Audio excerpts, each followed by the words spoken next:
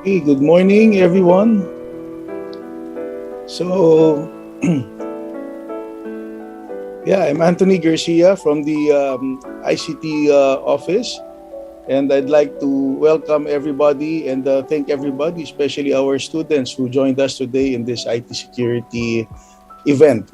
No, so there's a lot of topics in store, and a lot of topics in relation to cybersecurity will be discussed today. The objective of which is not just to ensure the safety of our data, not just to ensure the safety of our information, not just to ensure the safety of our institution, but moreover, to ensure the safety of our dear students. So, before we start, flashed in our screens is the Miriam College Data Privacy Notification. Kindly read through it. Just to let you know that the activity and the session will be recorded via YouTube for purposes of documentation. No? So, all right. I hope everybody had a good start, no, a good Monday.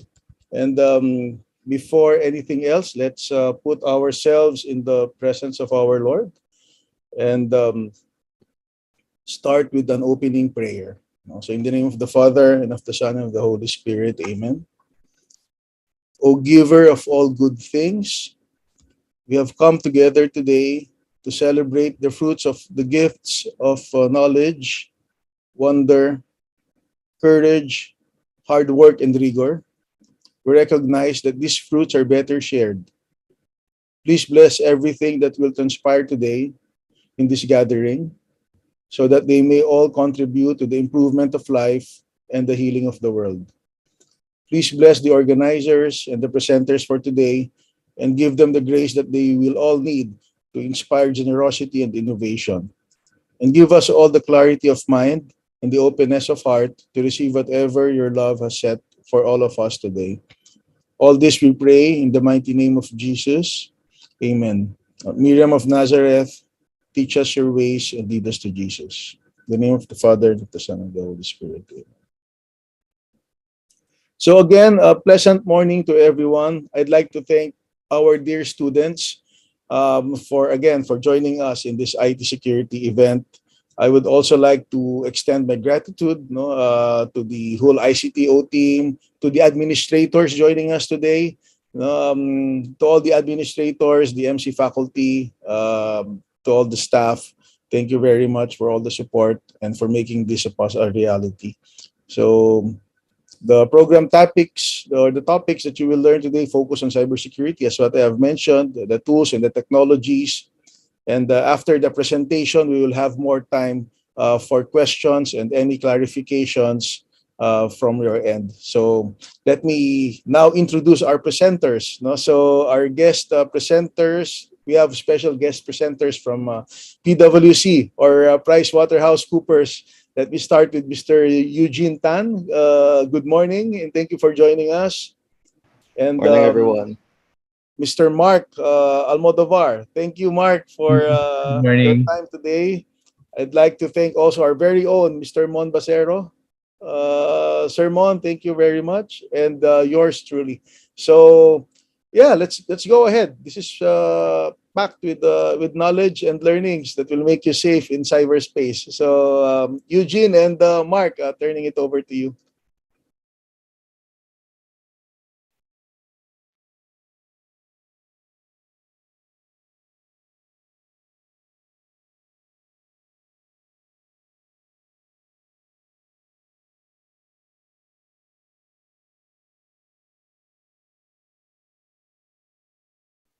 Eugene, checking if you shared your screen already.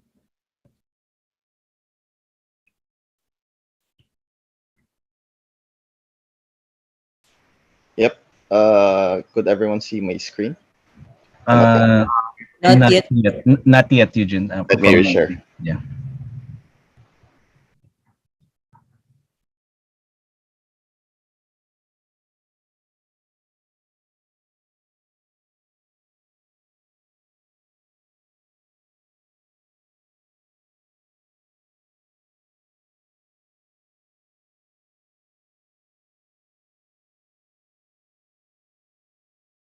All right, so I can now see it. Anthony, from your end, can you see the screen as well?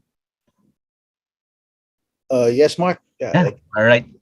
Sige, so we can start. So again, a pleasant morning to all of you, to the staff, to the parents, as well as to the students. As mentioned by Anthony, we have a number of learnings, no, I would say, and also some practical tips that we would like to share with you as we go along. Also, as we go along on our online learning. So our title of the presentation is about navigating digital risks in online learning. Okay. So Eugene, can you move to next slide?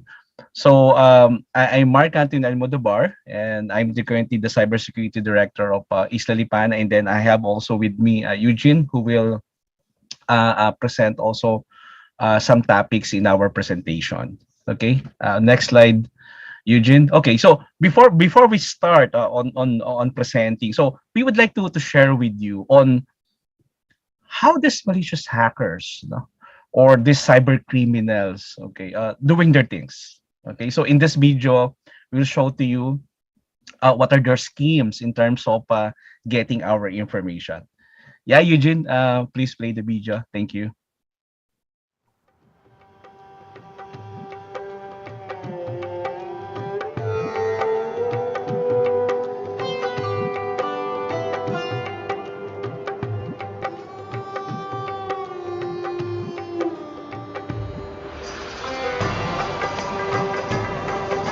Dag Fien. Even kijken. Voilà. Ik zie een school tegen Antwerpen. Ja, Insecten. dat blieft? Ik voel twee insecten op je rug. Kan dat? Ja, vlinders. Slovenie? Zo hè. Een moto. Oranje. Pats erop. Zenit. Oui, oui, bien. Je hebt een vriendin. Julie de... Met wie? Ja. Een boeiend liefdesleven. 3, 4 zelfs. Die vierde, daar zwijg ik meestal over, dus dat weten niet veel mensen. Hoe is het met je spierscheur? Une maison rouge, balcon blanc. Ja.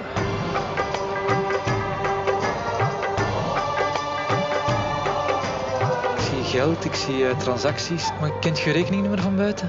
Ik denk dat ik het wel weet. Die staat wel negatief op je bankrekening. Ja? 9-7. Last month you spent €200 on alcohol. Vorige maand €300 aan kleding gespendeerd.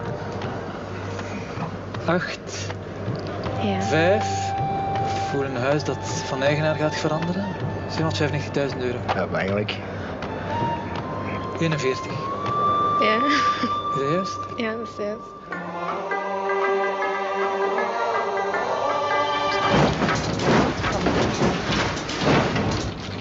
Oh my god. Oh nee. Ah, dat is, ik weet niet hoe eng.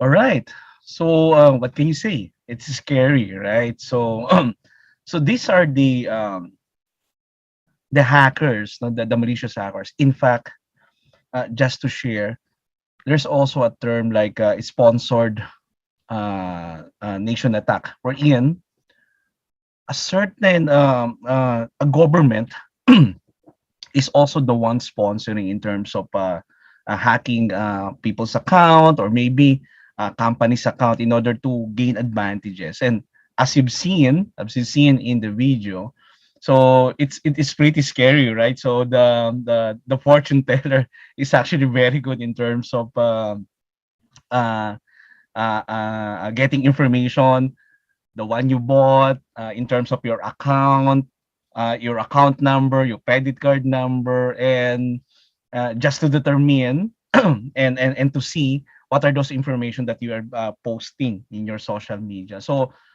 lessons learned, of course, no, be vigilant.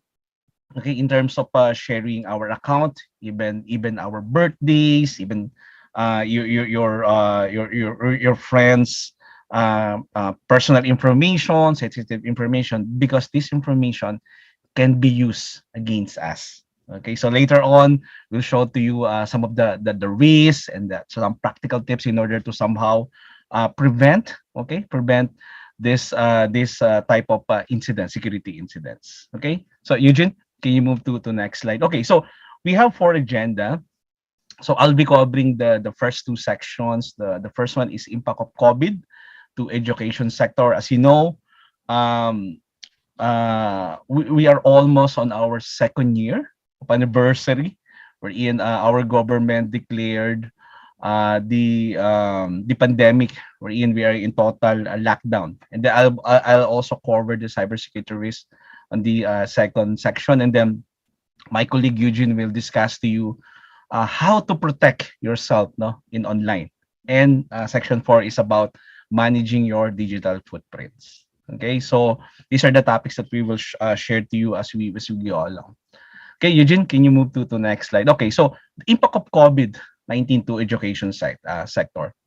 Eugene, next slide. Okay, so as you've seen, classes suspension. So all of the schools, were forced, to put their classes online. Okay, in fact, even public schools were really pushed, okay, or forced to somehow create their learning management system, or somehow put their system in the cloud in order for the students to access the systems. Because of course, in our case, what we wanted is to really continue our operation, or to continue the learnings, because this will have an impact also to the students. Okay, also for the last 2 years, even the graduation rights were also deferred, okay, as the effect of the COVID-19. um, in the lower portion of the screen as well, DepEd OK's use of the schools in order to be used as a quarantine facility or isolation areas, or to some extent they use also some schools in order to vaccinate, okay, some people. And as well as DepEd launches the first virtual graduation in the BAX program, the video collaboration tool. So these are the activities or movements or decisions, I would say, that our government required, okay, for the past 2 years as the effect of the COVID. Okay, and of course, the school, including your school, the Miriam College, really, I believe they had also some challenges in terms of how they will continue, okay, their learning.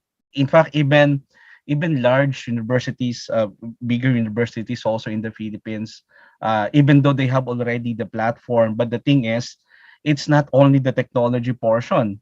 Okay, so remember, in cybersecurity, the responsibility is not only in the school, but also from the parent, also from the students, on how they will conduct their learning, how they will access the learning materials securely. Okay, Eugene, on next slide, please. Okay, so these are the data from UNESCO, total duration of school closures, and as you've seen, based on the colors. Okay, so from 0 weeks to 42 weeks. In fact, in our case, even though we are in, remember when before Omicron, some of the schools are already planning on to have a blended approach, but because of the effect of the Omicron, these schools differed as well, the blended approach, since of course our primary goal is of course the safety of our students. So there are schools that are still operating virtually, although there are some schools located in certain LG wherein they were allowed to have a face-to-face meetings. No, in fact, I myself, I'm also a parent.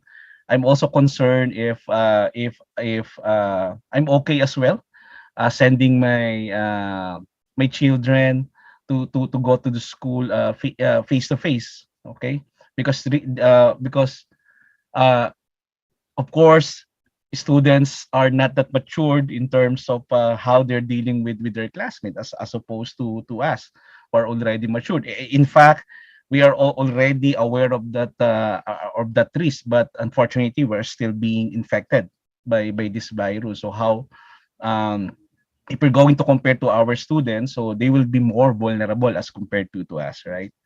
Okay, so Eugene, on next slide, please.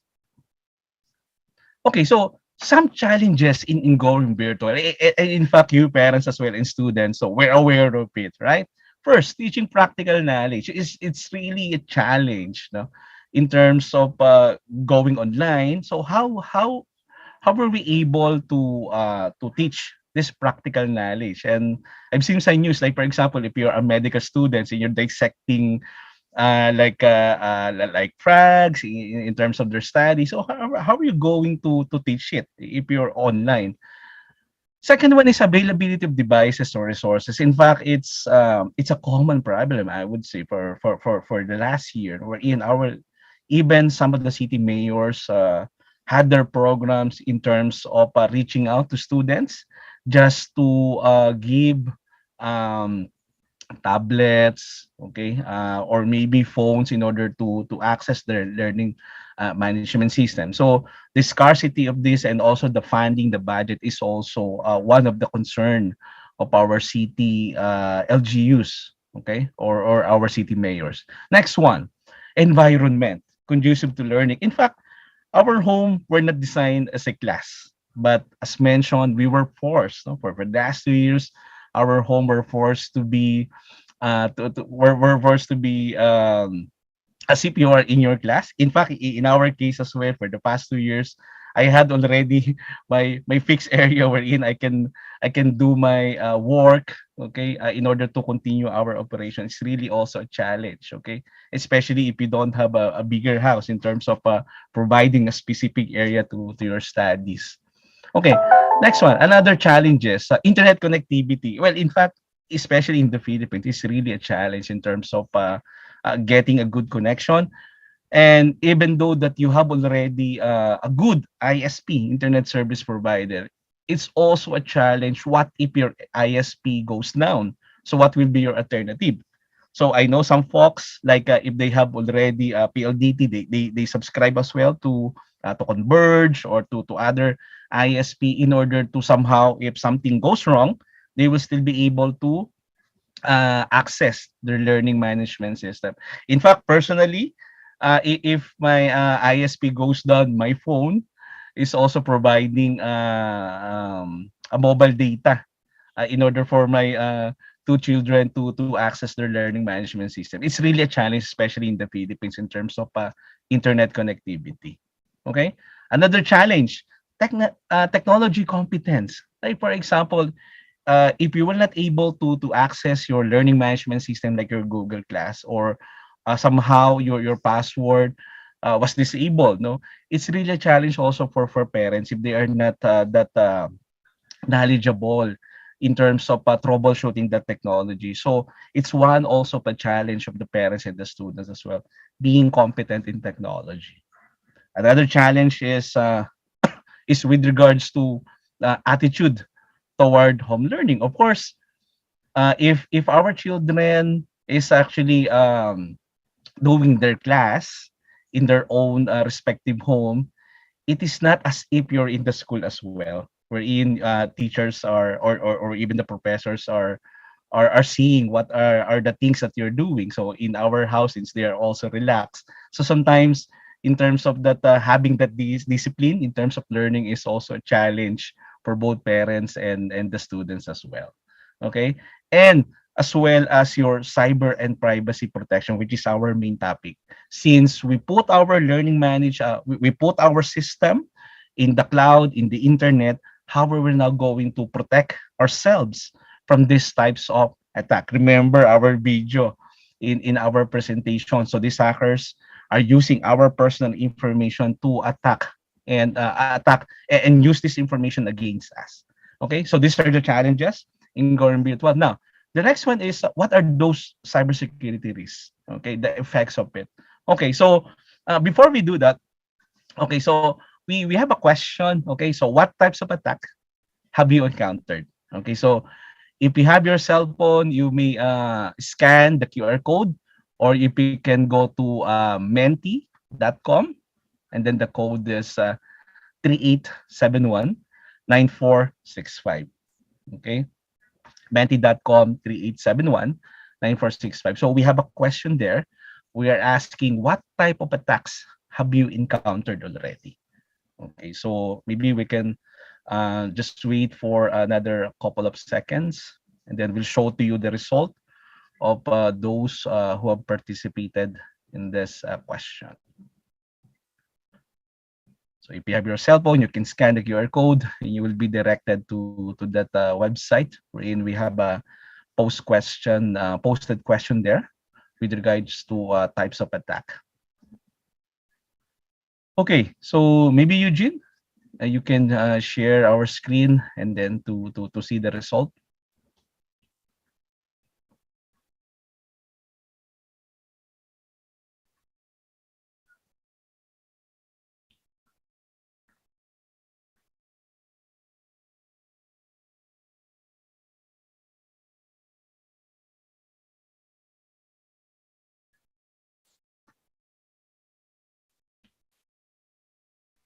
So we will share to you the result, okay, for those who have participated. Okay, yeah. Okay, so we have our data as well. So as you've seen, it's a live data. So as you entered your answer, the answers, okay. So the answers are also changing. So the highest is phishing. Okay, emails, phishing in the form of emails, texting, or someone is calling as well. And we have also virus or malware infections. In fact, it's also common since a number of virus or malwares are being created on a daily basis. Passwords are being guessed as well. Identity theft is one of the concern as well. But to tell you honestly, for the past 2 years, since most of us or working or studying online, so there was an increase in terms of the phishing attacks. Of course, since people are not physically now moving, so of course the attacks now are shifted to going online as well. So phishing is a type of an attack wherein the people, okay, these malicious attackers are luring us to disclosing information. It's pretty common. I would say it's pretty common that you receive an email. Like for example, in my case, a number of emails were received personally from banks. Unfortunately, I don't have that account from that bank, so it means it's really a phishing attacks trying to determine if you first you need to detect if you have an online account on that specific bank, and then of course they will try to lure you to disclose your ID or password by clicking the links. Okay, so later on as well, we will share to you some practical tips in order to somehow identify, okay, and prevent and of course detect these kinds of attacks. Okay, so thank you for your participation. So Eugene, we can move to our next slide. Okay, so security damages. Remember our case, the biggest data breach in the Philippines in 2016, the Comelec attack. No, so this is an article on January 21. So was Comelec hack? Since we are now nearing again on our collection, the question is the infrastructure of our election system is now ready again in terms of preventing these kinds of attack. So there are a number of um, controls, okay, or maybe system enhancement that our government is now being undertaken in order to somehow secure our election system and maintain its integrity. In fact, on the right screen of your on the right screen, you've seen as well the AXA. AXA is one of the biggest insurance company, no, in the Philippines and globally. So AXA ransomware attack comes just days after insurer pulled coverage for cyber attack last in France. In fact, AXA is also offering cybersecurity insurance, but I think this was last year. So the moment they tried to pull, okay, the coverage of some of the cyber attacks in France, they suffered as well a ransomware attack. So ransomware is kind of a virus, I would say, or a malware, wherein they will ask you to pay for a sum of money, because the effect of the ransomware is they will encrypt your data, maybe your systems, maybe your laptop, and of course, if it is encrypted, you will not be able to access it. And in order for you to access it, they will ask you to pay on something. Okay, so they will ask you to pay on something in order for you to access your data. But even our authorities, even NBI, is really against on paying this cyber criminals, because there's no guarantee that they will give you the decryption key in order for you to access the system. So the best thing to do if you were victimized by this ransom attack is to have a backup, a very good backup system. Okay, so start from scratch and then load your data and then proceed with your transaction. That's really the best way in terms of responding to this kind of ransomware attack. Okay, on next slide, please, Eugene. Well, you know as well, last year, no, we had several incidents from BDO, wherein there were several attacks and compromised datas or bank accounts. Okay, so last January 21, according to NBI, they have arrested five culprits over BDO hacking. Okay, so also on your right screen, DOJ orders NBI probe into phishing scheme victimizing teachers. So this was also for the first year of this year, wherein teachers, diba, were also suffered as well. Okay, phishing attacks, no, with their accounts in land bank. In fact, my experiences also came from banking industry. So there are some times wherein the incident really cause the cause of that is really on the weaknesses of the system of these banks. However, for the most part, sometimes people are clamoring that your system is weak, your account were compromised, but in fact, they just don't admit that their accounts were compromised through phishing. And I believe no one will admit that you were a victim of a phishing attack. So that's why they are somehow parang sinisisi, no, yung the system of these banks. Well, in fact, you yourself was the one who shared your personal information through this phishing attack. But unfortunately, people are not also honest in terms of disclosing that. Okay, and then another one, Filipino credit app, Kashalo suffers data breach. So there are a number of breaches and cyber attacks really happening in the Philippines, as well as even outside of the Philippines. Okay, Eugene, next slide, please. So these are some of these statistics. Okay, by on the effects of these data breaches or attacks. Since the COVID 2019, there were 300% increase, okay, with regards to attacks on on our social media account. Okay, so these are based on FBI reported cybercrimes. And then data breach exposed 36 billion records in the first half of 2020, and then the average ransomware payment rose to 33% despite of our authorities that are against in terms of paying this ransomware.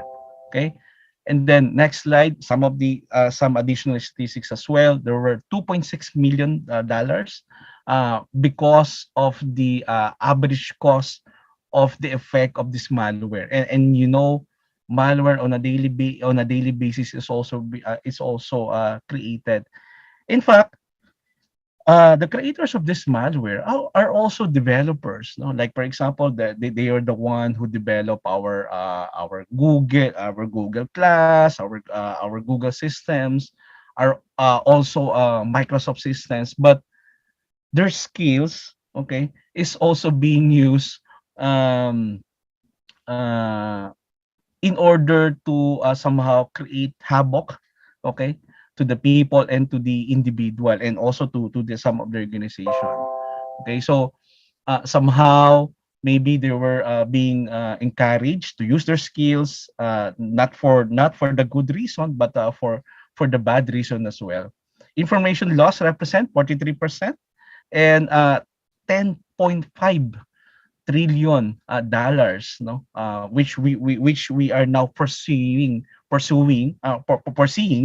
in the next couple of years, that will be the effect of that cybercrime or cybersecurity attacks. Okay, next slide. Eugene again. Okay, so 95% of cybersecurity breaches are caused by human error. This is alarming as well. Like for example, if you are an employee or you're just a student, sometimes we're not that aware that the links that we are opening is a phishing email already.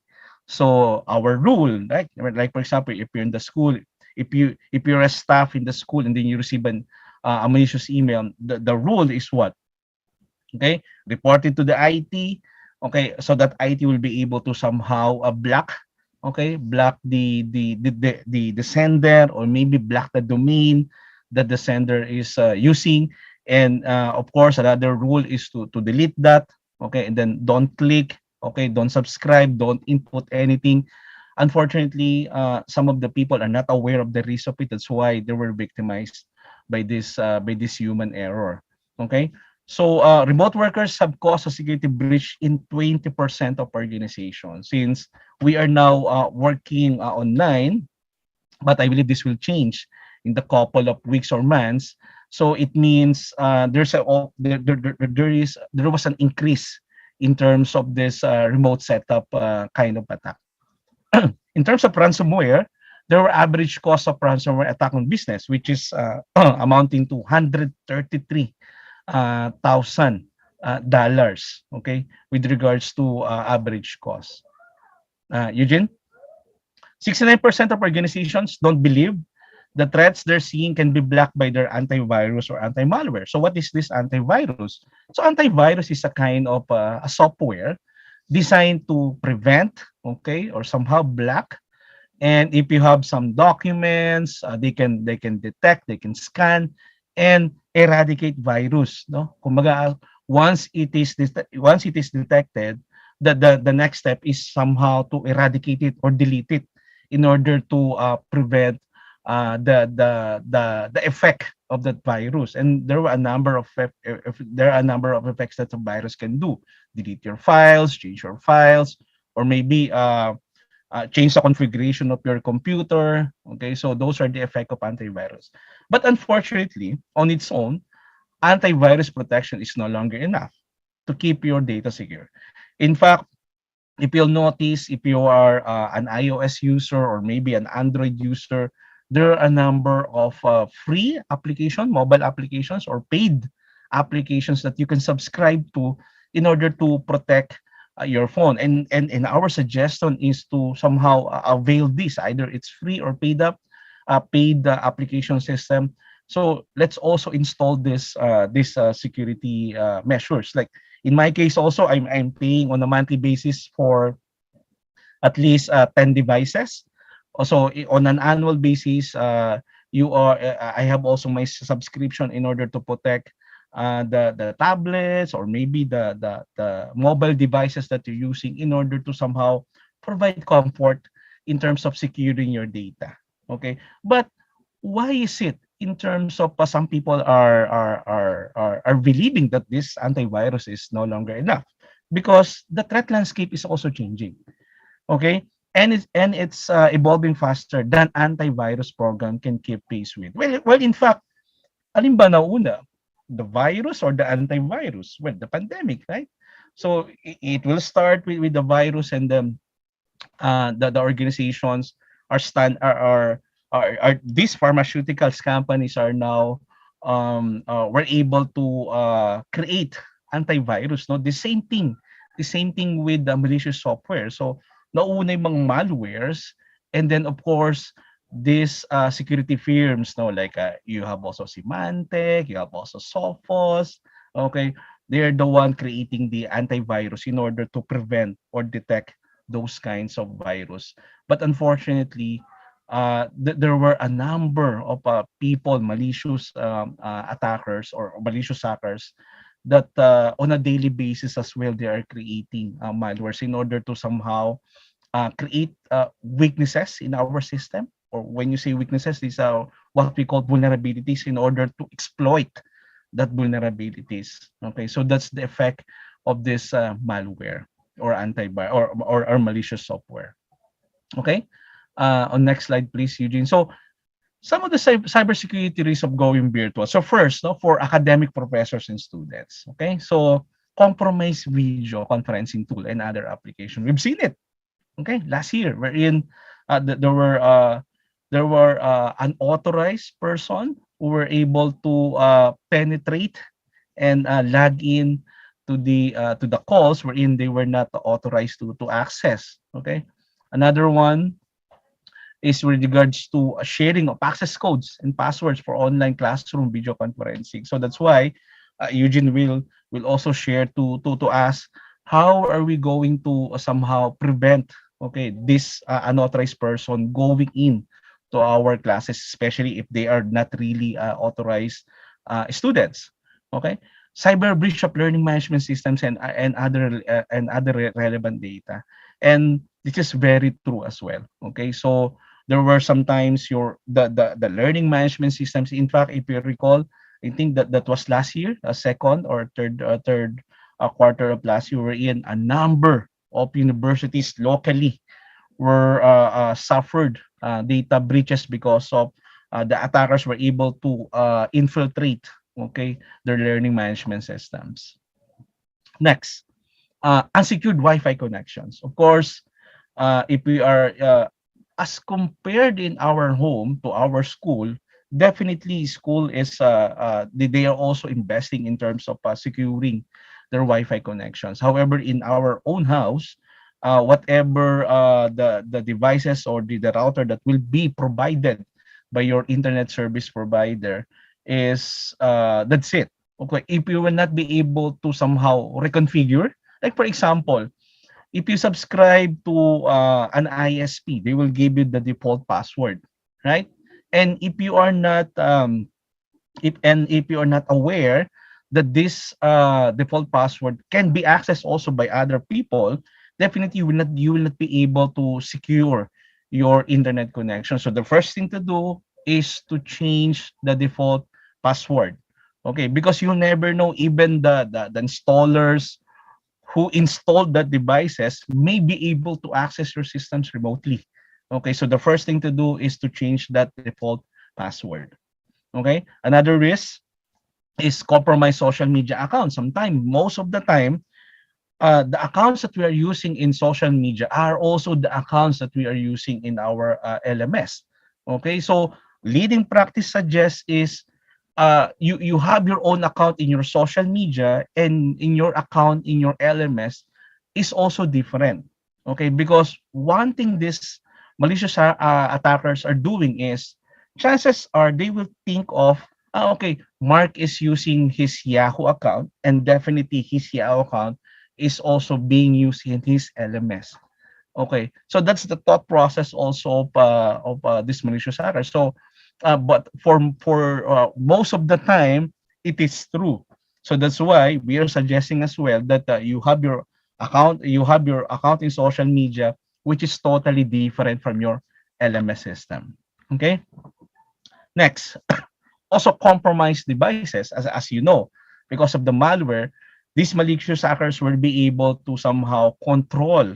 So if your devices will already compromised, wherein they were able to infiltrate, so nandun na po sila sa loob ng devices nyo, definitely they can do they can wreak havoc our system, change our password, maybe delete our data, or to some extent they can shut down our devices. Okay, so these are the risks for academic professors and students. On next slide, this where now pertains to this is more of a personal risk that were not usually seen. First, network connection being intercepted. Okay, like if your system is not implementing encryption, like for example, if you've accessed some systems, right, from HTTP, it now has an S, no, HTTPS. That S is actually provides some level of control, but it's not a guarantee. Okay, provides some level of control in terms of the one that you're accessing is really a secured website. Okay, why am I saying that it's not a guarantee? Because even though that your system is secured already, because of some of the misconfiguration, I would say, or a vulnerability on that secure implementation, it will make your access vulnerable as well, as if you don't have any encryption. Okay, so what I'm saying is, yes, we trust the system, but let's be vigilant as well. Okay, in terms of totally relying on the systems, because as mentioned here, intercepting. How will you able to combat it is through implementing a good encryption, a secured encryption to your system. Another one is with regards to connected devices remotely accessed or be or controlled. So since we don't see the people who is accessing our system remotely, definitely there's no guarantee that the one who are accessing our system really are the one who are authorized to access it. Okay, so how do we enforce it? Like through having a enforcing password, or maybe another authentication, your one-time password, wherein your system will text you, and then that six-digit number or four-digit number will be required to input into your system to really determine that that the person accessing the system are only the authorized person. And there are a lot of companies now, even schools, who are implementing that in order to determine that this person are really authorized to access it. Okay? Another one, information from the web or mobile application being stolen. See, as mentioned as well, since you are using your personal information to these systems, like for example, your Yahoo account is being used in in your Facebook, and is also being used in your LMS. So somehow you are directing or leading these attackers in order to access your system. So first rule is create your separate your account from social media from your LMS system. Okay. Next one, becoming socially manipulated and have identity stalling. It is also similar to the previous one. So that's why be careful on what we are posting, okay, in our social media, because who knows, no? This information can be used against us, no? This information can be used against us. Okay, so these are the cybersecurity for on a personal capacity. Eugene, on next slide, please. Okay, so let me pause here, and then the next two sections will be discussed by Eugene. Eugene, the virtual floor is yours. Thank you. Thank you very much, Mark. Can everyone hear me? Excellent. So for the next slide, here's an example wherein a video conferencing tool was compromised, mainly Zoom. So there's a not safe for work Zoom background where a nude person was included in a Zoom meeting of Vico Soto, which was on FB Live. So how do we secure ourselves from this kinds of risk? So securing your online learning experience in conducting sessions with confidence in video collaboration tools. Again, this shall include Meet, Google Meet, Zoom, WebEx. Also, if you are playing games, this also includes the Discord servers. So first one is preparing a study area. So this should be secured, wherein you could focus more on what you are currently doing. Let's say you're studying, or well, let's say you're also focusing on playing games. Next one would be always check invites before sending this. Always validate that the one you are sending invites to are supposedly authorized to join the server or to join the meet sessions. So next one is accept only people that you know. So don't accept everyone. Don't accept anyone that you do not know. Again, this our parents always remind this to us. But please don't talk to strangers. Next one would be configure possible controls of attendees if this is possible. Uh, this is mainly for the administrator of the servers. Let's say for Google Meet, you could choose on who could chat through the Google Meet or who could send out files or turn on their videos. Again, this is also applicable to Discords wherein we could limit the access of each person in the server itself. So next one is securing your online learning experience. These are other measures to embrace. So first one is using separate accounts for personal transactions, such as social media, banking, and learning activities. So this is mainly an ideal scenario wherein you actually use different email addresses for each type of accounts or each social media accounts that you have. The next one would be restricting access to your documents and session from link-based to invites only. So this was covered earlier. Next one is checking the cybersecurity measures and privacy policies of the application or website you use. Again, as I could see other people just reading through the privacy policy, please check if what they would do to your personal information before accepting those kinds of privacy policies. As you could see, you if you use Facebook, there are several advertisements wherein you do not know where they came from, but they actually came from Lazada or Shopee. Next one is avoid connecting to unsecured Wi-Fi like public Wi-Fi. Usually these don't have passwords, so please avoid using those kinds of Wi-Fi access. So for the next topics, this is mainly on managing your digital footprint. So mainly on a personal way on securing yourself on the cybersecurity space. So first one is to use complex passwords. Again, avoid personal associations like putting in your name, your birthday, your address in your email, your parents' name, or your siblings' name and such. Do not use words found in a dictionary, as hackers do have a dictionary list that they could run to get your passwords. Next one is use a mix of letters, numbers, and symbols, ideally a minimum of 8 characters with at least one uppercase, lowercase, numerical value, and special character. From what I saw yesterday, this could be hacked around 32 minutes if hackers have very powerful computers.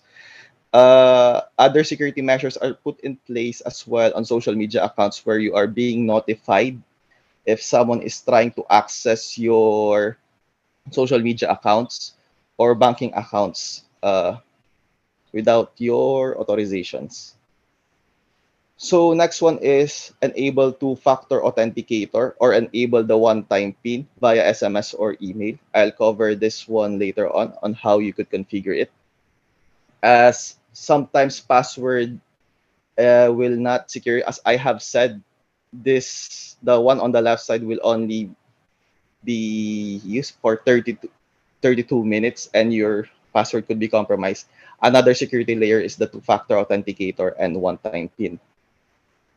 Next one would be always verify the sender of an email if you have received a website link for you to access.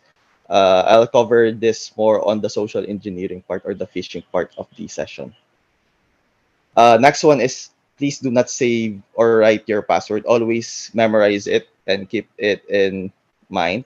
Uh, Again, one thing I saw other people do is they put a small slip of paper and put it below at the back of their keyboard. Please do not do that, as anyone who could use your computer could have access to your accounts. Next one is manage and monitor the use of third-party applications linked to accounts, let's say Google, Facebook, or cell phone number. You could check your Google accounts and Facebook under the setting on where you logged on your account. If there are any unusual third-party applications or games that you haven't used, you could remove it there. Next one would be never trust website links provided via SMS, especially if it is not a registered cell phone number. Best example is you won a lotto or there's a promo that you actually won 1 million pesos. Please don't click those texts. So here are a sample of two-factor authentications and one-time password. So for one-time password, you have your SMS and email. For the two-factor authenticators, you have Twilio Authy and Google Authenticator. Personally, I use Authy as they have a backup in case your phone gets destroyed, or if you actually lost your phone, you could still use Authy on your desktop, wherein Authenticator would be locked to your phone only. I have experience before where I use Google Authenticator and I have to verify myself to let's say social media platforms like Facebook. So I had to send my ID to have them unlock my account. Okay. So for Google, you could enable this in the setting under security and login, and you could click on the two-factor authentication. So you could choose from having it as a text message. You could have it in an authentication app. And also you could back up your recovery code in case you locked out your account or you lost your phone that have the Google Authenticator application. Okay. So next one would be on Facebook. You could also enable this through settings, security and login. So first one is you could use a two-factor authentication by clicking the one on the right-hand side, use two-factor authentication. And you could choose from variety of authenticators, let's say SMS, email, and the Google Authenticator or the Authy application. Here's a link where you could check step-by-step basis in setting up your one-time password or two-factor authenticator for Facebook, Google, Instagram, Twitter.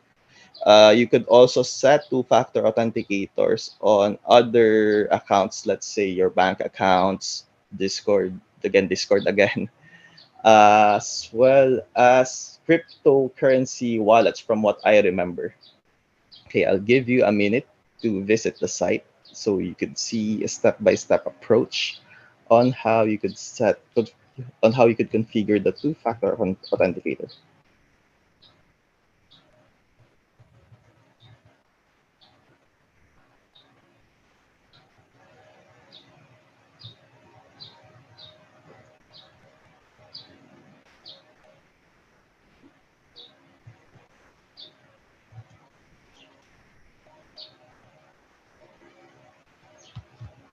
All right, I think I could move to the next slide.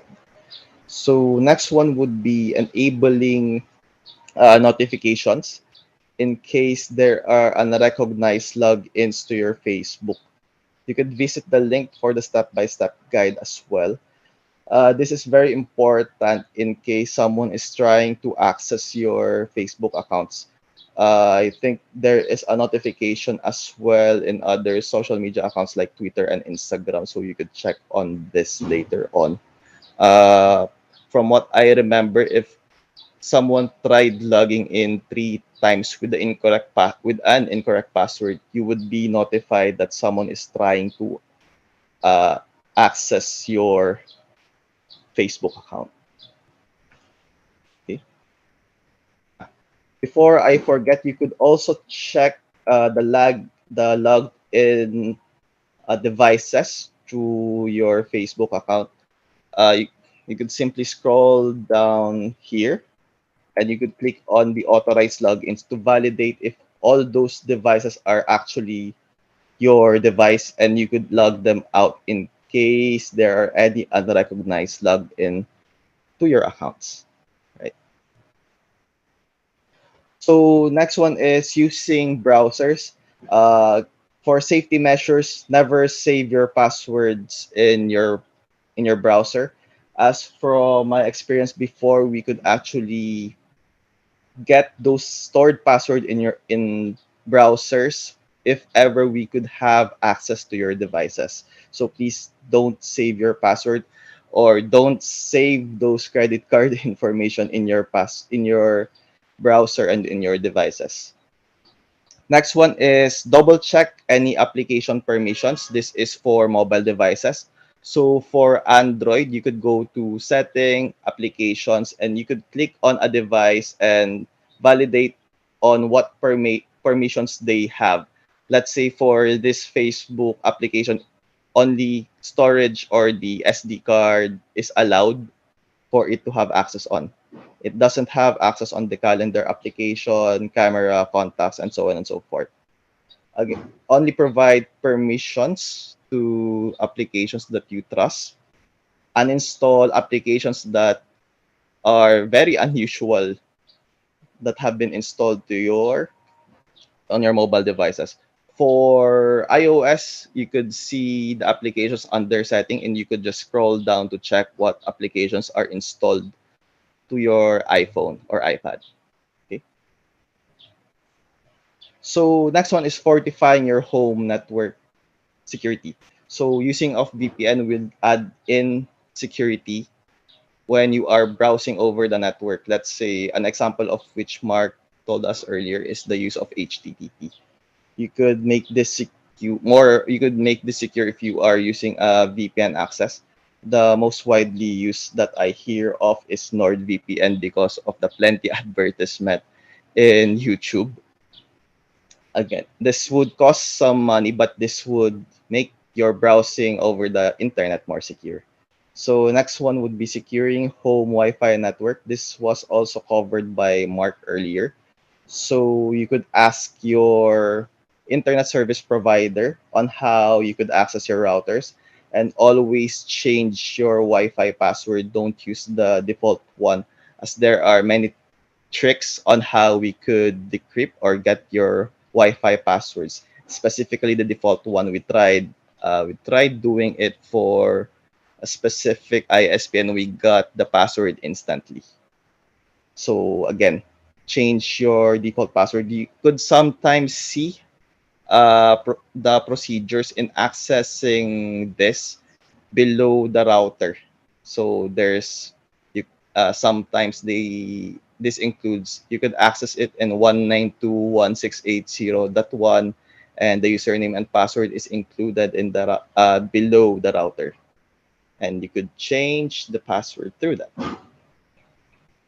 So next one would be social engineering. What is social engineering? So mainly these are the phishing attempts being done, the emails, the unusual emails, unusual texts, and they want you to click on something or provide your personal information, credit card information, and such. So phishing incident rose dramatically to 220% during the height of the global pandemic compared to the yearly average. So the three primary objectives for COVID-related phishing emails were fraudulent donations to fake charities. Sometimes they also use GCash or PayMaya QR code to do this and to obtain money from other people. Next one would be obtaining credentials from victims. Lastly is the delivery of malware or viruses to their victims. So next one is 80% of the reported security incidents are from phishing attacks. So all of us are mainly affected to these kinds of attacks.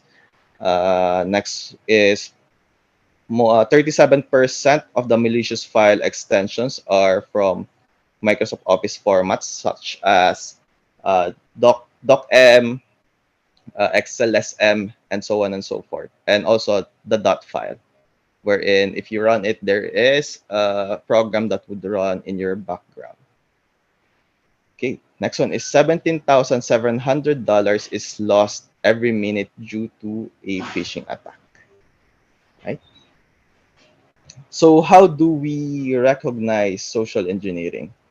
So first one is playing with your emotion. Let's say you've won 1 million pesos or you've you got something from a specific person, or let's say There is an Arabian prince that wants to talk to you and provide you money. Other example is, I have something urgent to talk with you. Please reply to my email. So the sense of urgency. Next one is bad grammar. Usually, social engineers, this is somewhere before pandemic, have really bad grammar, but I could still see some phishing text with slurry grammar. I don't know why, but you could pinpoint social engineering attacks through those. Next one would be embedded links. So there is a link associated through the text or email that they provide to you. If you hover your mouse to it, it redirects you to a very unusual website.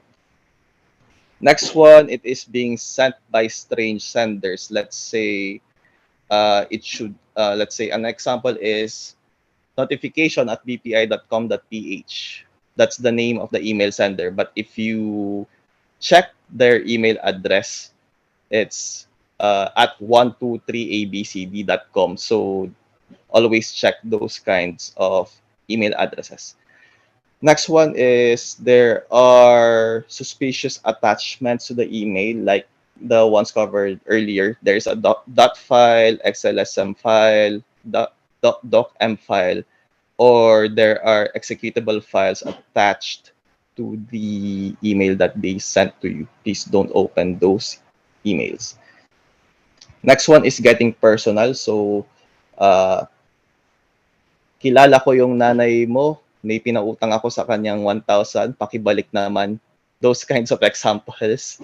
Or, uh, na disgrasya si kapatid mo, we need 10,000 pesos for her hospital bills.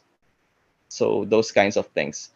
Next one is payment diversion fraud, wherein they redirect the payment to their own bank accounts instead of paying for the actual seller. Let's say this is in particular of online sellers, wherein you chatted them and buying specific clothes, then someone else tried to chat with you and ask you to pay to them instead.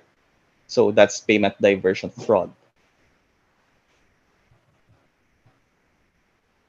So for the next slide, I'll show you another video. This is mainly focused on voice phishing, or what we call phishing. So I'll play the video.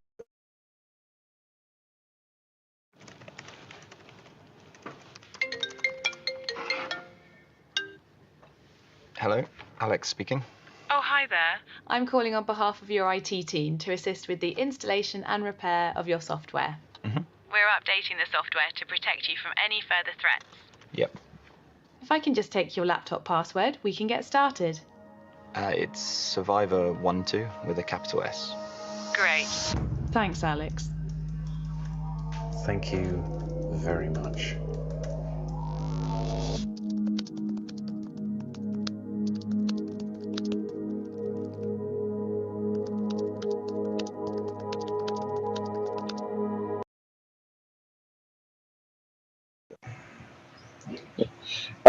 That's an example of phishing. Usually, I hear some incidents wherein they use the name of banks to get your credit card information or your credentials to your banking applications.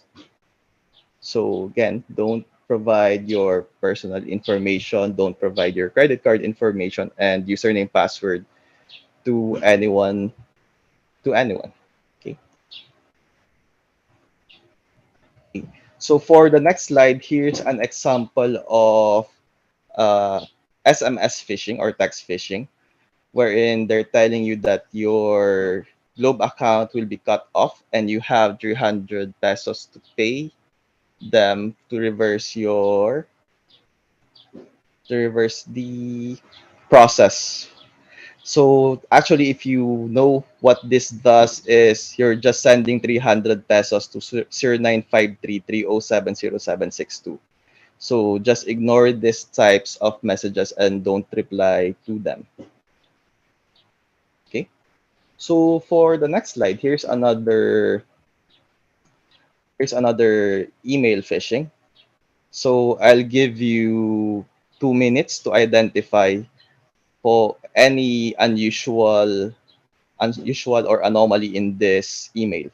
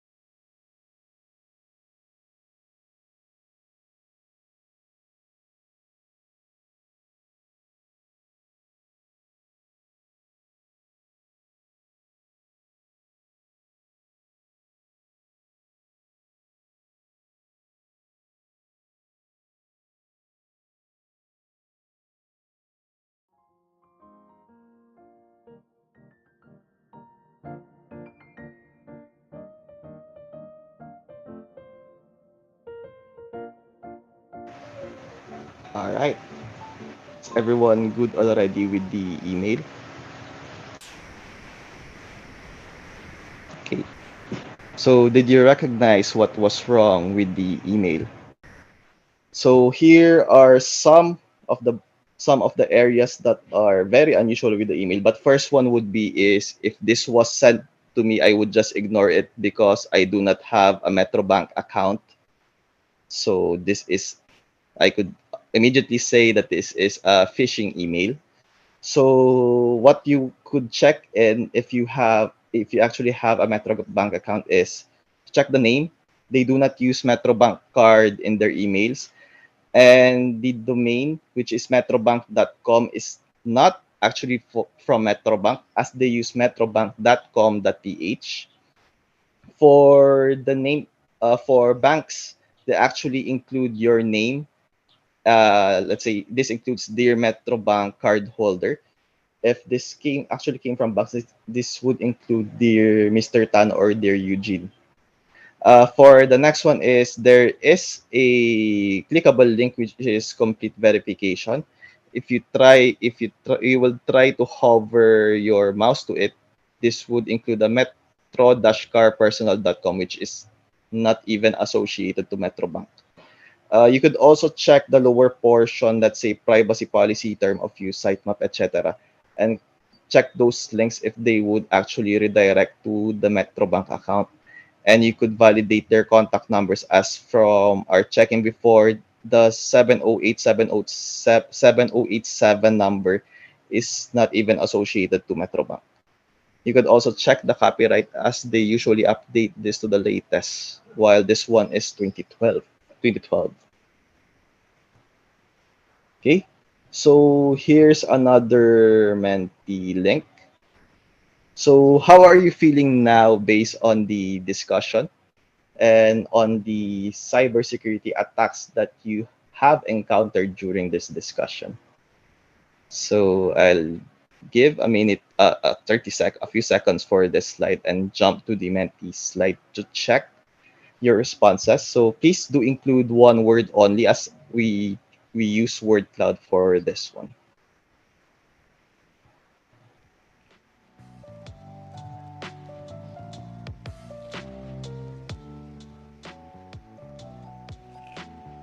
Okay, I think I could jump to the Menti slide.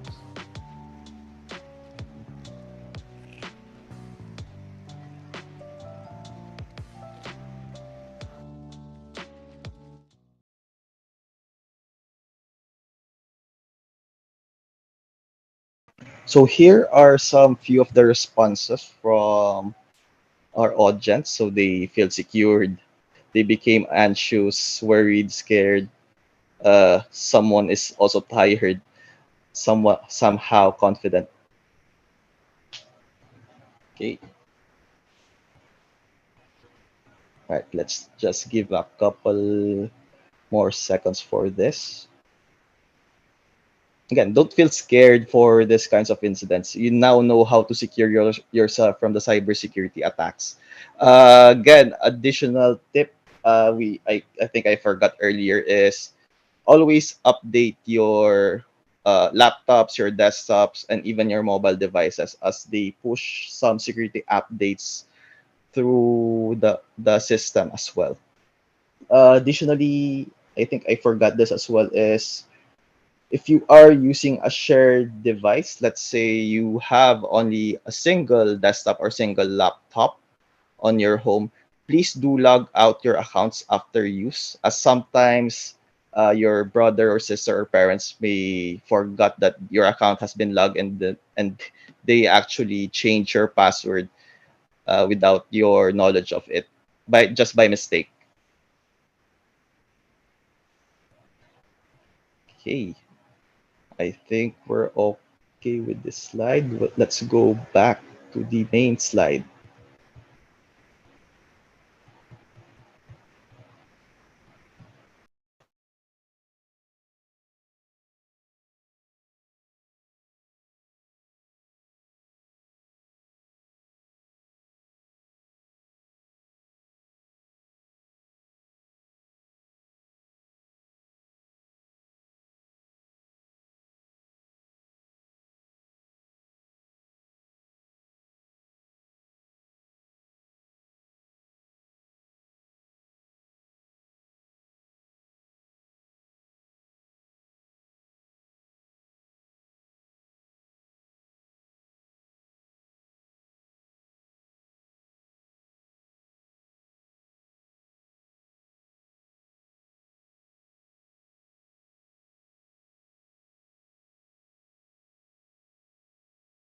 Excuse me, sir. Sir, you're on mute.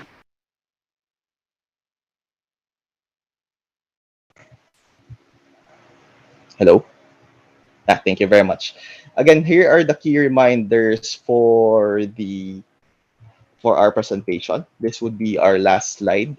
So first one is think before you click. If there are any SMS or emails being sent to you and there is a website link, please do not click this immediately and validate if they are these are emails that came from actual senders or the ones that you know. Do not divulge personal information, or not just your personal information, but your friends, families, colleagues, and your instructors as well. So next one is secure your password. Use complex password, the ones that I said earlier, with a minimum of 8 characters with lowercase, uppercase, symbol, and numbers. Next one is enable multi-factor authentications or the two-factor authenticators and one-time pins. Next is always change default passwords. For example, the ones that you use in your Wi-Fi. And lastly is log out your accounts from shared devices. I think I forgot some other areas. Let's say if you are using your mobile devices, laptops, desktop, always update this. For Windows, you could check updates as they provide security patches on a monthly basis. The same with Android and Apple. Right. I think that would be all from our presentation. Mark, would you want to add in other details before we pass the session to Miriam College? Yeah, thank you, Eugene. So yeah, so as you've seen, no, I've seen also in the workload, no, so somehow confident, no, cautious, no. So these are the, I would say, basic information in order to prevent or detect or mitigate this kind of attack that you should also consider, no, either on a professional level or a personal capacity in order to somehow reduce the risk of these kinds of attacks. So with that, Anthony, thank you for that. So we're turning over to you the virtual floor. Well, a big thanks to both Mark and Eugene, no, our guest speakers from PwC. That indeed was very insightful and helpful. So before we proceed with the next part of our discussions, let's have a 5-minute break. Um, and then after that, we'll proceed with Mr. Mon Basero, no, for him to discuss and teach us how we can secure the files that we have inputted or we have placed in our knowledge management system, or what we call NOLR. So it's 10:18. Let's all be back at 10:23. So thank you.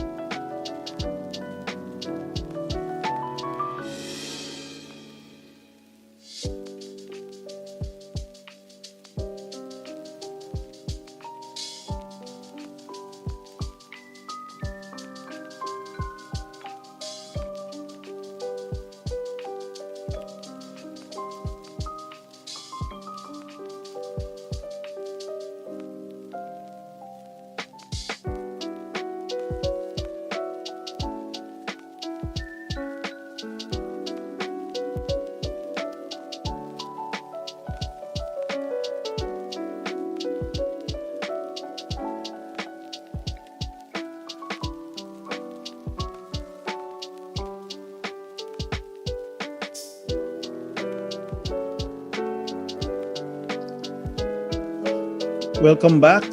So, yeah, I'd like to welcome back everybody. No, so I hope you had a good break. And now we'll proceed to the next part of our seminar, which is how to secure our files, no, online, which will be discussed by Mr. Mon Basero. So, Sir Mon, I'm turning over the virtual floor to you.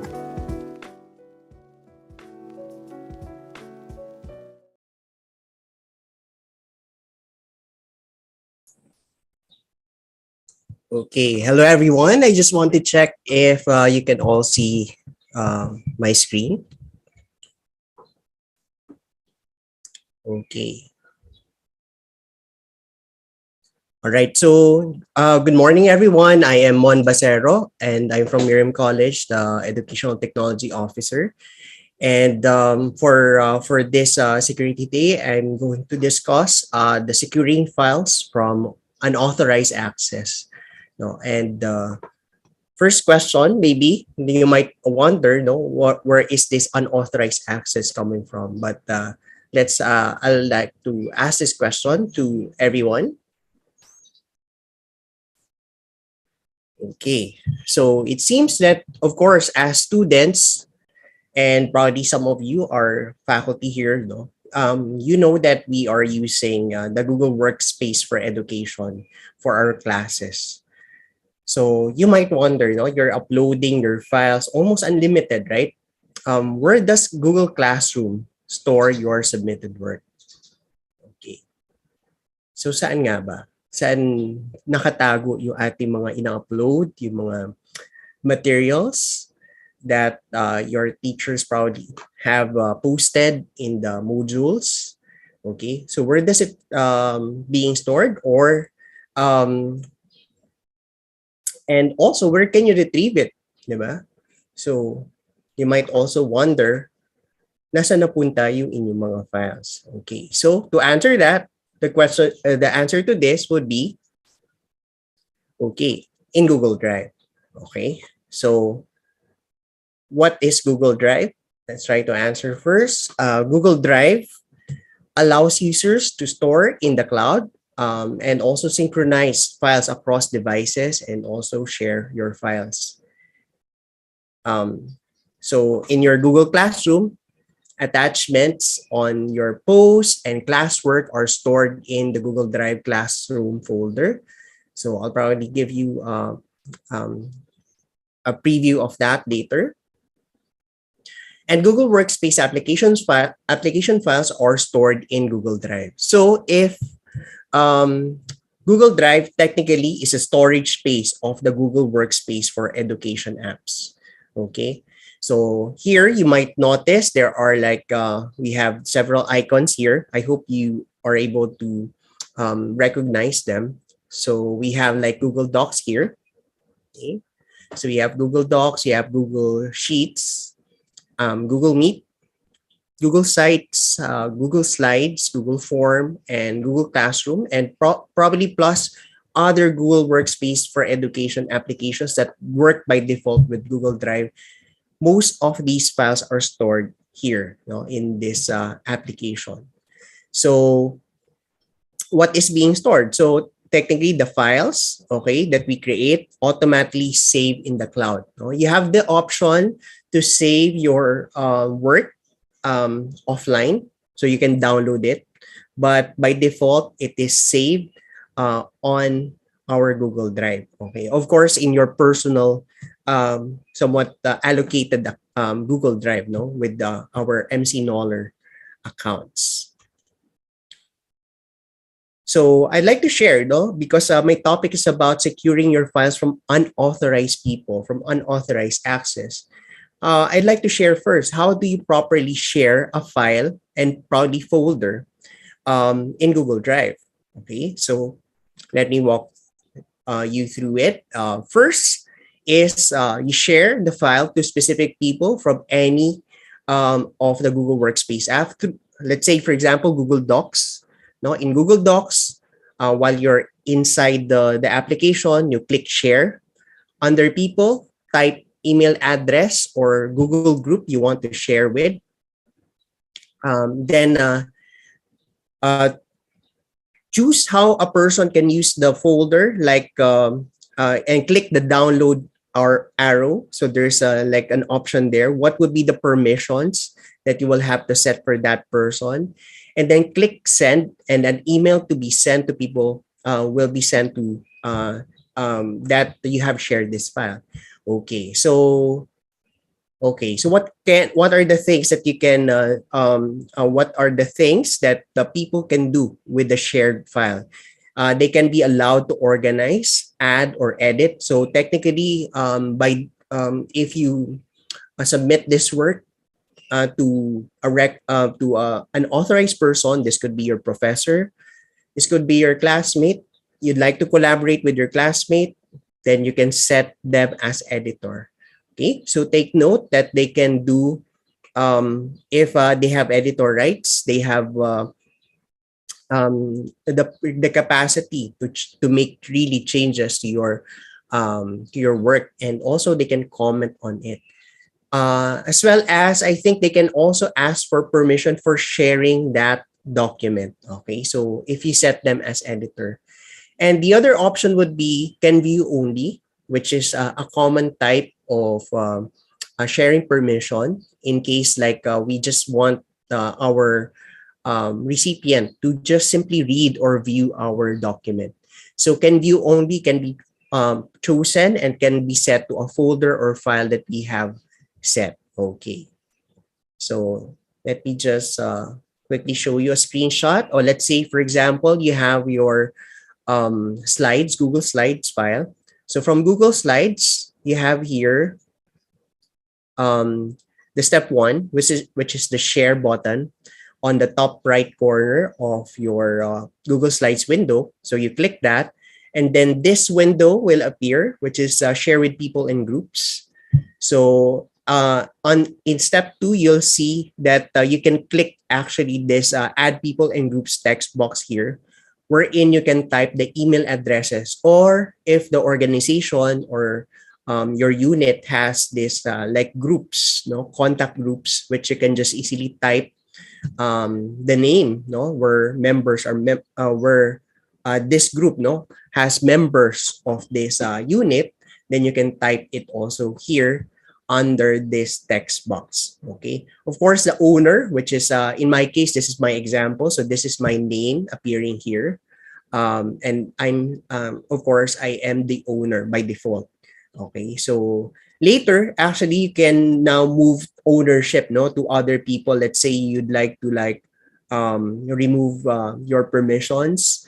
I don't know why you want that, no, pero you can also share or transfer the ownership later, no, as soon as you add people here under share with people in groups window. Okay, the other option of sharing, in fact, is get link, no, to share the link. But as much as possible, just like what we have heard from PwC, no, we try to also make sure who we are sharing to our files and documents. Especially here, we have if we have sensitive information in our files. So please be wary, no, and be careful with the links that you share online, because sometimes you may not have full control on who can access the links eventually. So right now, my setting for the link, no, which I do not need to like change anymore. It is already set to restricted. I do not need to like change this actually, but only people whom I placed here, no, in the share with people and groups can only access. Let's say I copied the link, I shared it with them. Only them can access the file. Okay. So that's how you do it. For example, you are in a Google Workspace app. Of course, this would be the interface would be the same, because the share button here would be similar to all other Google Workspace apps such as Google Sheets and Google Docs. So meron pa rin siyang share button dito na makikita sa top right. Okay. Okay, so later na lang siguro yung demo, no, para diretso na tayo. Okay, so next is sharing a file naman, a file or folder in Google Drive. So I mentioned that all our files are stored in Google Drive, especially if you were using the Google Workspace for education applications. Okay, so these files are saved there. All right. So when you want to share a certain file, first, of course, you go to drive.google.com. So that's the URL for Google Drive. Next is you click the file or folder that you want to share. So just siguro highlight, no? So you click it or select the file. And then there would be a button, which is the share button. And this would be the look of this icon would be this one, a person with a plus sign. So somewhere later I'll show you. And then under people, type the email address. So similar to the share with specific people earlier. So a certain window will appear. And then choose how a person can use the folder. Again, click the down arrow, which is again the editor, viewer, or commenter permissions. And then click send. And you may opt also to send a notification email to the person you're sharing the file with. Okay, so ayan. Dito tayo sa ating ano. So here in my screenshot, so let's say I have a sample document here or sample account no for our Google Drive. We have for our step one, we click on the sample doc or let's say this file that you want to share. So click on that file first. And then step two, click on this icon, okay, which is the share option or the share with people icon. So when you click that, this window again will appear here, which is our step three. No, for our step three, you type the names of the persons that you'd like to share this file with. Okay, so ayan. So magta-type lang kayo dyan ng persons. And then from here, you can also set the their editing permissions. So are they an editor, viewer, or just commenter? Okay, and in this case, on the other hand, no, if you might notice that this link here is shared to Miriam College, which is may also be a bit somewhat risky, no, to share because your file might be is visible really, no, to the whole Miriam College. So if this setting or if you see a certain file that is set to this Miriam College, change this to restricted. But later I'll show you also one way to automatically do this using a certain tool that were made for us, no, especially for securing our files in Google Drive. Okay, so that's how. And some things to take note of: Google Drive folders can pass down their own sharing settings to its contents. So a folder in the Google Drive, so you might have folders there, and folders contain the files, right? So if your folder has this like sharing settings shared with the same people, then all these files under this folder will be shared with these people whom you placed in the shared folder permission settings. Okay, so be careful also, no, on like placing your files in a certain folder, no, where you shared a certain where you shared to certain people. Okay, then it is best practice to share with the file, of course, with or folder to specific people for or intended users. You have to make sure that it is really the intended person that you'd like to share it with. Okay, and as much as possible, avoid sharing the link just to anyone. Okay, so again, because a link can be copied, can be shared easily, it can be could be accessed by anyone. But of course, if you set the right permission setting earlier, where you place the email addresses of the persons, then only these people can access the file. Okay. And this is one thing that I want to point out. Okay. So you might wonder some of your submissions may not be that secure because some of our settings probably in the past are set to be shared to all, or Miriam College, we might have not noticed it. So in your Google Drive, you might find that there's a folder there that is called Google. There's a folder there called Classroom. Okay, so there's a folder there called Classroom. As much as possible, do not try to remove it or delete it or edit it. No, so if you remove the Google Classroom or Classroom folder in your Google Drive, it might cause some problems when you access your Google Classroom later. Okay, so as much as possible, try not to change anything here, no, or like move around the files or organize the files in the Google Classroom. Google Classroom will and Google Drive work hand in hand, no, to organize your files already. So as much as possible, try not to like disarrange it. You might probably find your files, uploaded files here, but again, do not delete it manually from this folder under the Classroom folder in Google Drive. Okay, and maybe a quick demo. So let me just show you like Google Drive. So this is my Google Drive, and I want to show you in real time what is happening. So let's say you have these files here in Google Drive. So we have like the recent files and also um, our list of files, no, shown in the home directory of your Google Drive. So this is like the root directory, the upper directory of your folder of your Google Drive. So you see folders here. And what I'm talking about earlier was the Classroom folder. So if you see this Classroom folder, do not delete it, remove anything from it, or change its name probably. So, or else it will lose the links or probably the associations that you made, no, in Google Classroom. Okay, so do not change anything here. All right, so let's say, for example, I want to share a certain file like this X material to certain people. So I can actually just simply click on a certain file here. Okay, so if you notice, there's a blue highlight already. I can click on this share material or share icon that you can find on the top right. Okay, and then this window appears. You can type the names of your people who like you who you would like to access the file. So for example, I type Sir Kirby's names here. So type his name. So apparently you can choose what is his role. So it could be editor, viewer, or commenter. You can also leave some message.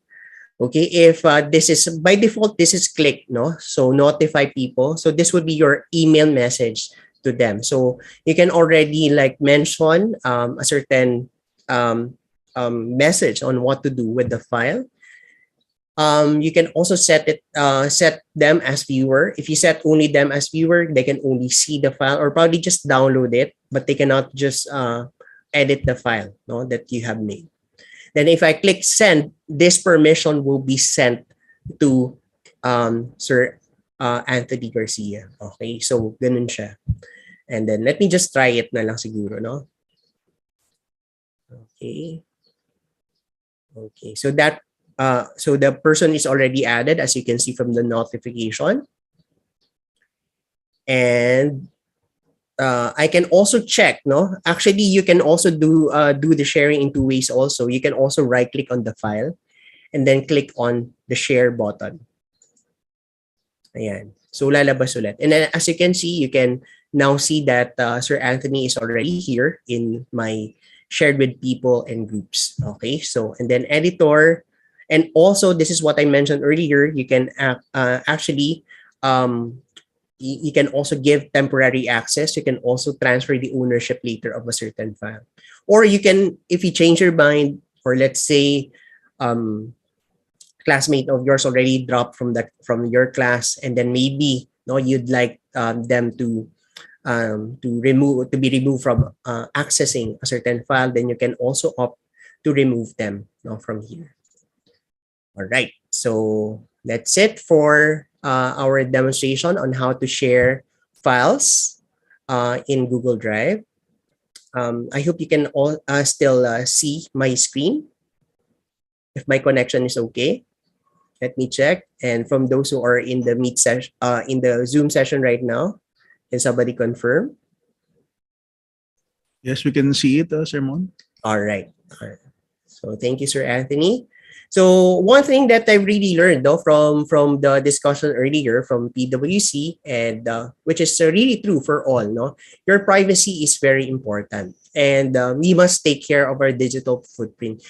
We may never know, no, as you visit websites, like cookies are being like added, no, or um, sometimes you would see now, no, that most website would ask for consent if they're going to leave cookies on your computer, meaning the cookies are like some data that will they will leave and as well collect some information from you as you visit their websites.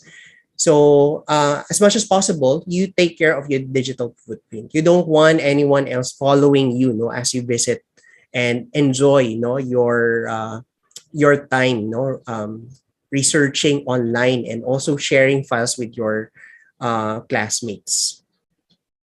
Okay, so maybe something that you'd like to do, no, and I think I really hope, no, by the we can do this together, which is to check if your files are not correctly check your files if they're not shared correctly. So it's just a correction. I forgot a certain word here. Check your files if they're not shared correctly, no, using the file permission reset tool. So tingnan muna natin, no, baka may files tayo na baka na-share ko sa marami sa buong year of college. I didn't realize that I have shared it. Or if not, I shared it to like the people, unintended people. So maybe I can use a certain tool which can help me do all these for me. So, okay, so securing files from unauthorized access. I mentioned about the file permissions reset tool. So this is a tool created for Miriam College, and it is used for us, no, to when we run this program, it can actually scan all our files in Google Drive to see, no, whether these files are shared properly. So as much as possible, if those files will contain sensitive information, or if not, our documents that we have submitted to our professors, if they are like proudly shared to Miriam College, anyone can view, no, this tool can help us to limit, no, the sharing property of our file to restricted. So meaning if you set it to restricted, probably actually hindi probably, you know, most likely the only person who can actually check your files would be you. And let's say if you submit a certain file to a teacher, if their name is already there, shared with people, no, it will still be shared to them, but cannot be seen by anyone else in Miriam College. Okay, so pwedeng kayo ng dalawa, no, teacher mo at ikaw, ang pwede makakita ng file mo. And which is what we want, especially for our files that we submit using our MC Knoller accounts and Google Workspace for education applications. Okay, so that's the file permission reset tool. It's an automated, so we can use this web app to check and also, yun nga, set the restriction automatically. Okay, so let me walk you through it. No, first is of course just to make sure, no, this is what I'm talking about. The FPR tool or the file permissions reset tool will only change this portion. Okay, because some of us may not have like realized it was shared to Miriam College pala, no? Hindi natin napansin. So maybe we can set it to restricted. Let's say you have a lot of files. So maybe we can also use this FPR tool to automate it for us. No, but of course, no, we're the ones who can really apply this to our own account. So we must be the one to do it for ourselves. Okay, so to walk you through, these are the steps. Well, first we can go to bit.ly/reset permission. So we can go to this site. So I'll just go into type it as well. So bit.ly reset permission. So quickly, bit.ly/reset permission. It is case sensitive, capital R and capital P. Okay. So it is case sensitive. I hope you're already there.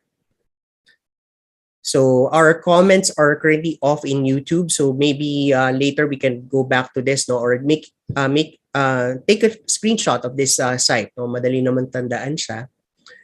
Okay. The next step is okay. So if this is the first time that you are accessing this site, no, you will be asked for a certain permission. This is actually created using Google App Script. So this is don't worry, this is an authorized tool and created for Miriam College. So don't worry about the risk really, no.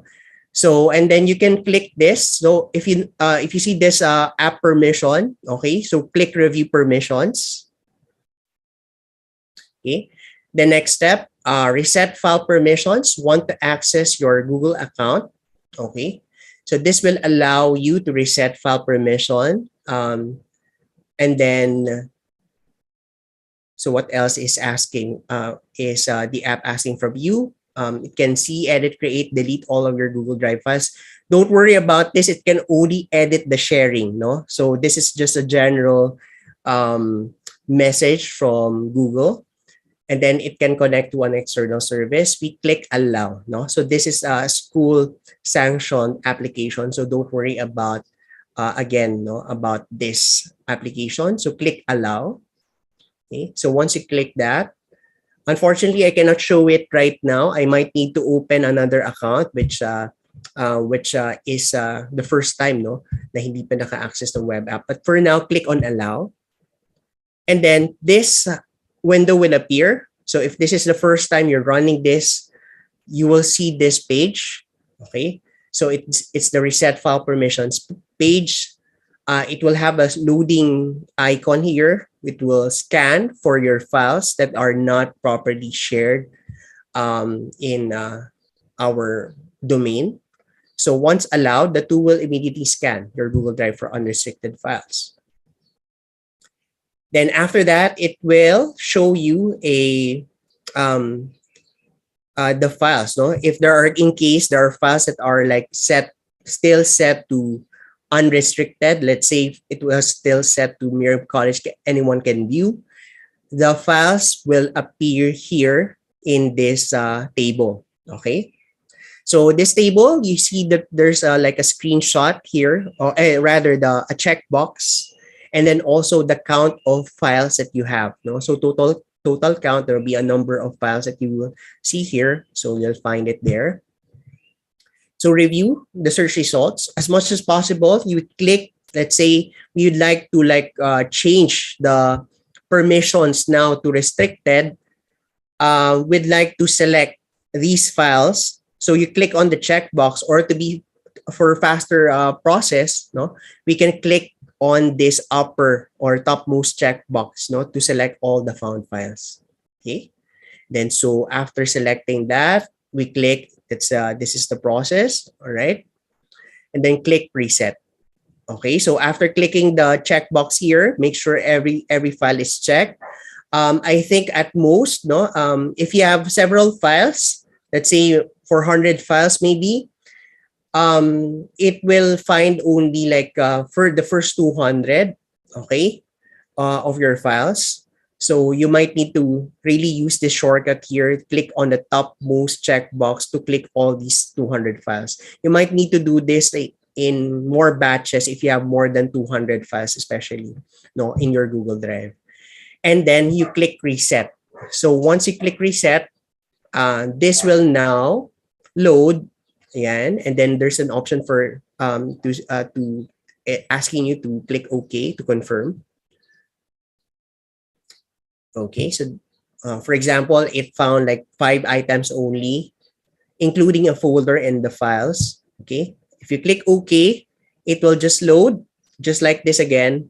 And then once it's done, okay, so it will load. It will take some time, for it to process, especially if you have a lot of files. Maybe 1 minute, depending, siguro at minimum of 2 minutes to, let's say, maximum of 10 minutes. Okay, so it also has something to do with internet connection also. So try to be patient. So don't worry if you see like a loading screen for a very long time. Probably you have a lot of files that we need to change the permissions. No, so please be patient because after this loading screen, this web homepage will again appear. But if you notice here, instead of a table, you will now find that there is no items found in your on your compute on your Google Drive. Okay, meaning not the files are that they not that they are deleted, but in fact they are actually just changed, no, their file sharing permission to restricted. Okay, and here is a tutorial video which I will be showing to you. Okay, so just a recap of the process.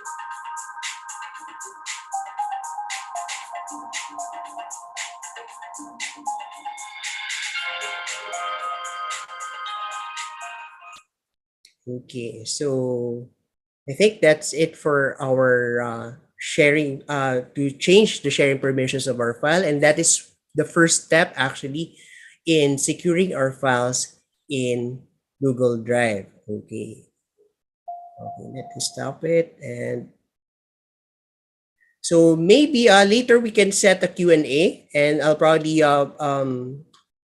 turn the virtual floor to Sir Anthony Garcia to discuss the multi-factor authentication. Yeah, thank you, Sir Mon. So yes, now it's time for us not to discuss the multi-factor authentication. Okay, so let me share my screen.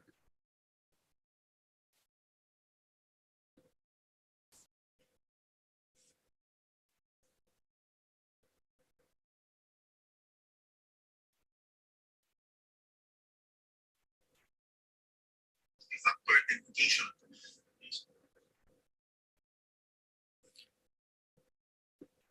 Okay, all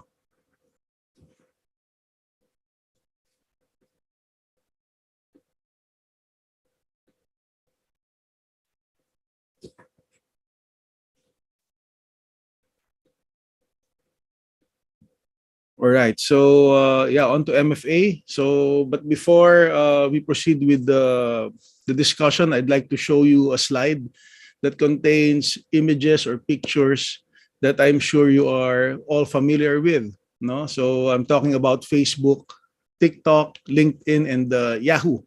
So if not all of us, I think most of us are familiar or have used this once before or are still actively using all of these applications and social media sites.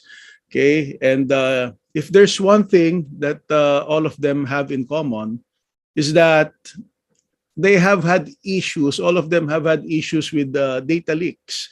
No, data leak being leaked out from their systems via data scraping or via hacking, which may or may have resulted to data breach. So, if you are a user of any of these sites, the stakes are high. Wherein personal information that you have inputted there, which includes your username and password, are in someone else's hands already.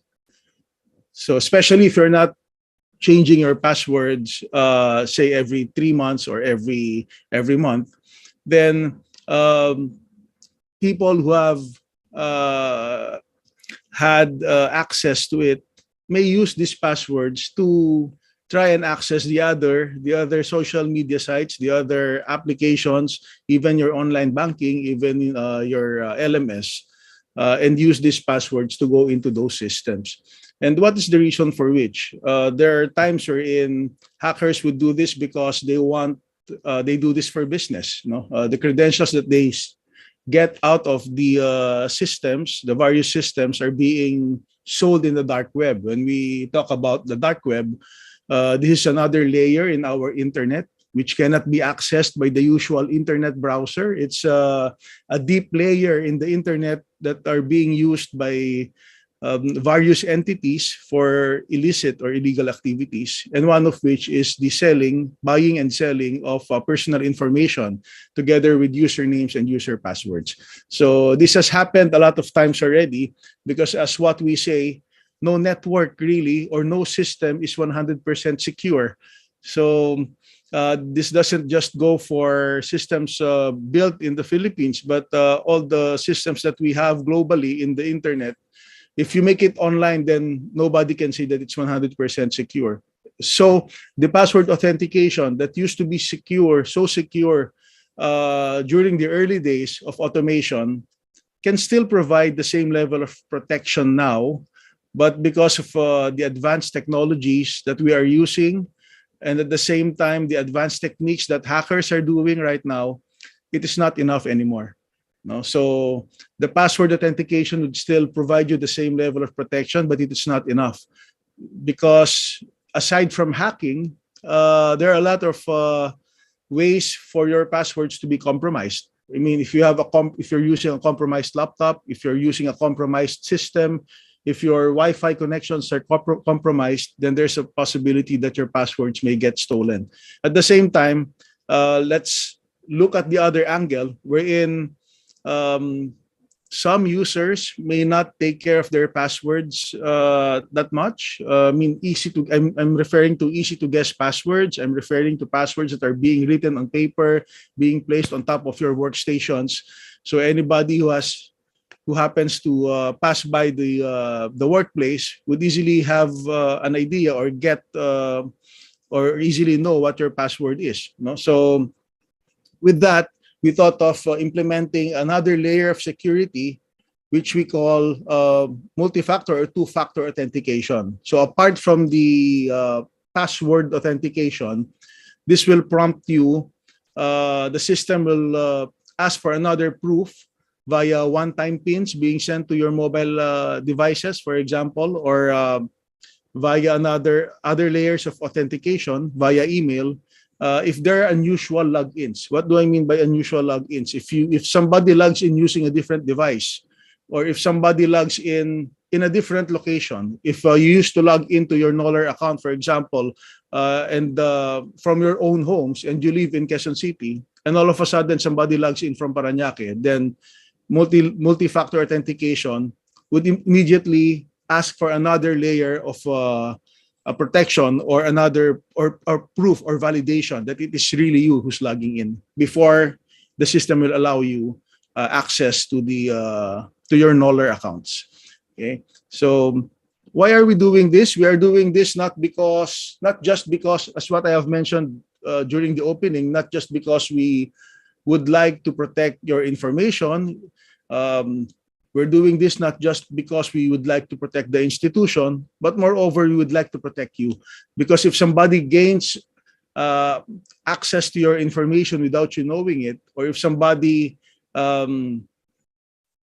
is able to log into your accounts, whether it be your social media accounts, whether it be the learning management system, like imagining a hacker logging into a teacher's Noller account or to your friend's Noller account, pretending to be them and inviting you out for lunch or dinner. We will never know what will happen next. So more than protecting the information, the data, and the institution, we would like to protect you. And by implementing this, we need your help also.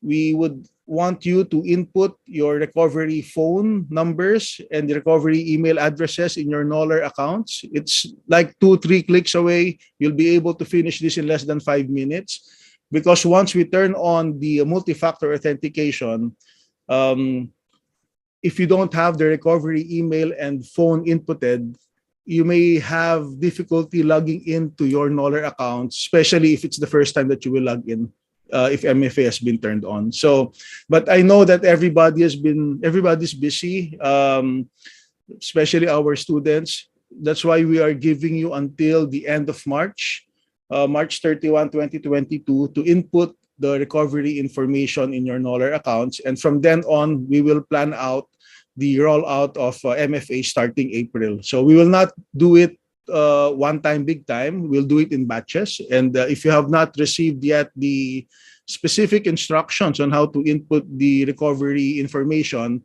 you will be getting an email. Uh, the guide will be emailed to you in the next coming days. So that's it for MFA. And thank you very much for your time today. But before we end, I'd like to maybe it's time to start with the Q&A. So to answer any clarification or questions that you may have with any of the topics that were discussed this morning. So the floor is open for our Q&A.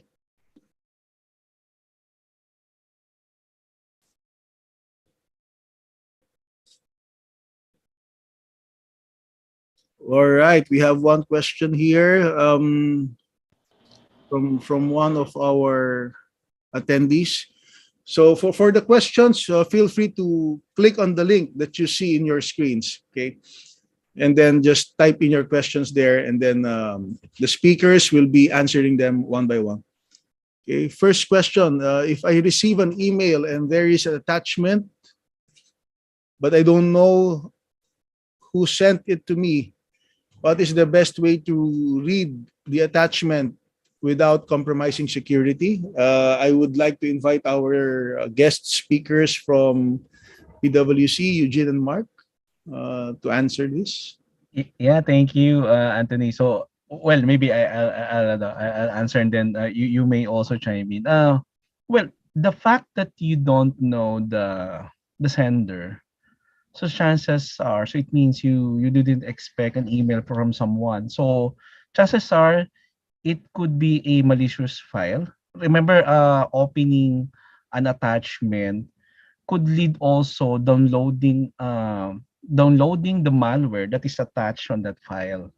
So our recommendation really on that is, if you don't know the sender, uh, don't click it, don't download it, because chances are maybe a malware is attached to that file. So the practice is, if it is in your case, report it to your IT, and then IT will block that domain, and also delete the file, because you'll never know, maybe that file is also a malicious file that wherein a malware is embedded on it. Thank you, Anthony. Yeah, maybe Eugene or Anthony, you can add as well. Yeah, thanks, Mark. Yeah. Sure, I think I could add one more thing. Please don't try opening it. Don't try clicking it. Don't try checking what's inside of the file if it is from any unusual sender.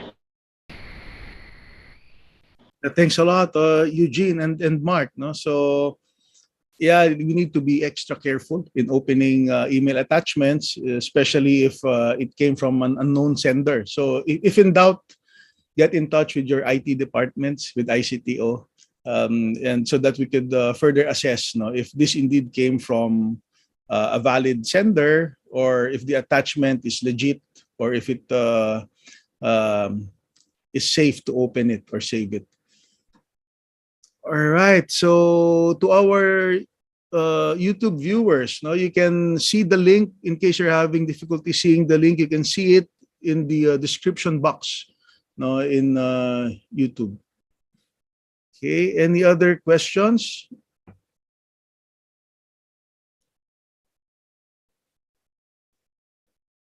Maybe let's give them a few more minutes.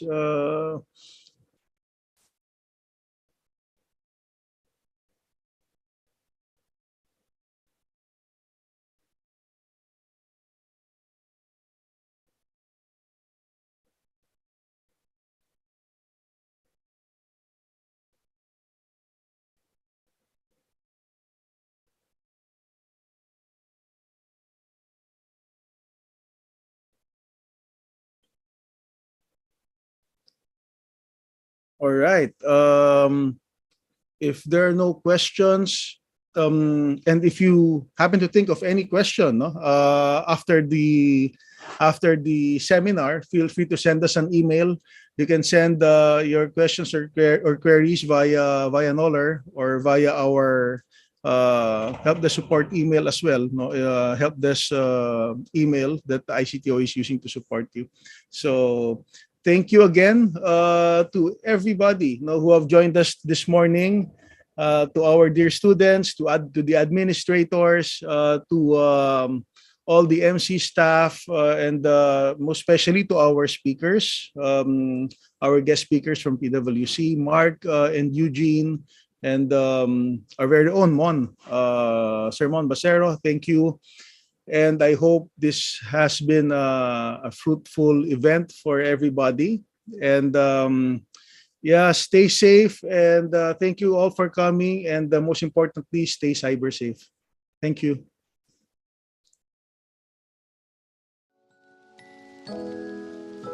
Thank you. Thank you, everyone.